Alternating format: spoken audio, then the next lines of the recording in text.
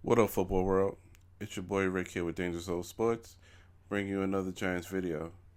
The New York Giants fell to the Carolina Panthers by the score of 20-17, and heartbreaking loss. Eighth loss on the season. The Giants are now 2-8, and currently the worst team in football.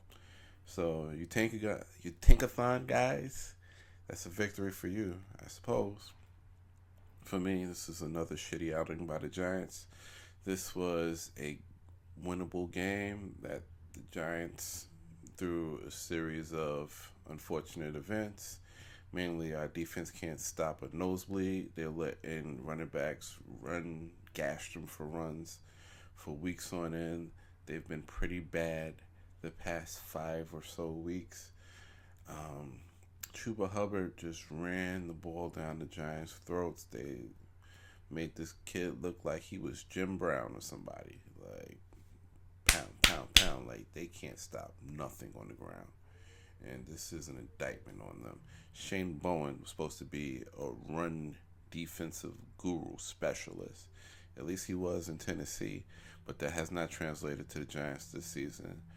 They get the ball run down their throats, and it's demoralizing week in and week out watching this. And they need to clean this up because this isn't Giants football at all.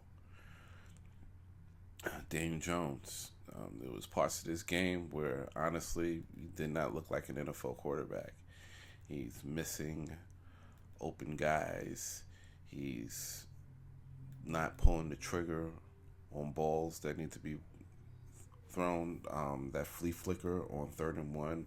Why the fuck Brian Dable wants to call a flea flicker on 3rd and 1 instead of just doing a quarterback sneak and getting the first down is beyond me. But there were guys open, and DJ just didn't pull the trigger. So, this guy is who he is. He does some nice things one week, and he does some bad things the next week, like real Jekyll and Hyde.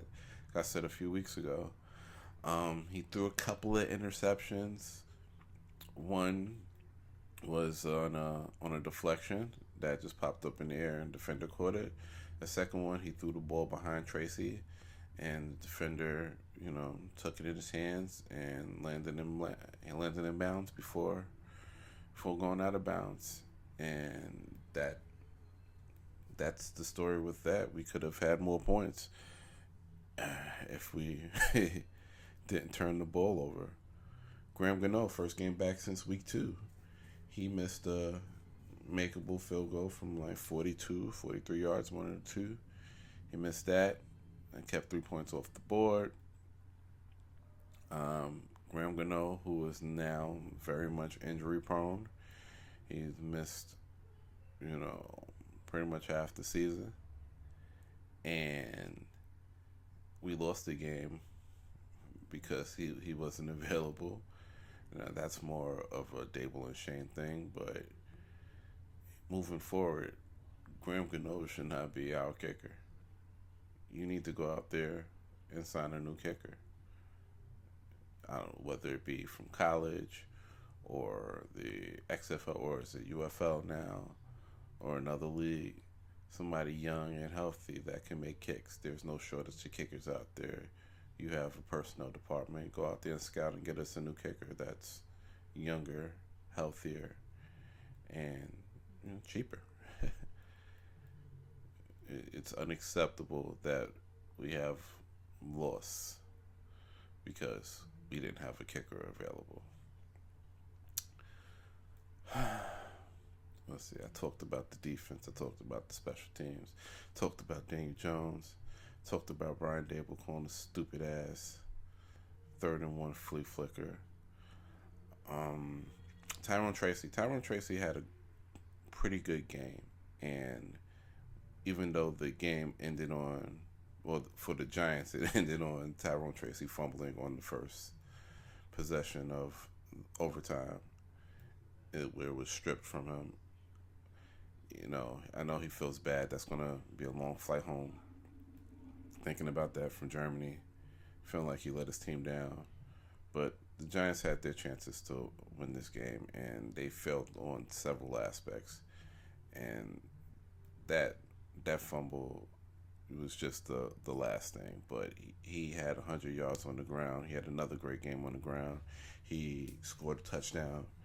You know, you're gonna learn from this, and you're gonna grow from this, Tyrone Tracy, if you're listening. And you just keep doing your thing, man. You're the starting running back on the New York Giants. You're a fifth round draft pick, and you've ascended to lead back, and you're doing a good job. We're gonna limit we want to limit our turnovers because you had two fumbles, but this this is a this is a lesson for you to grow on. But that's all I got, man. Giants won by next week, which thank God I don't gotta talk about this team for another week. I really do love this team, but motherfuck this team and how they make me feel. And I'm already 6 minutes deep, so I'm just gonna end this video. Thanks for listening, guys. Please like, subscribe, comment, and I look forward to bringing you the next Giant video in 2 weeks because I highly doubt that I will be making a video next week. Maybe I will. Who knows if they do some shit over the bye week, like bench Daniel Jones, or they fire somebody or something like that. I don't know. We'll play it by ear. But thanks, man, and to the next video. I'm out.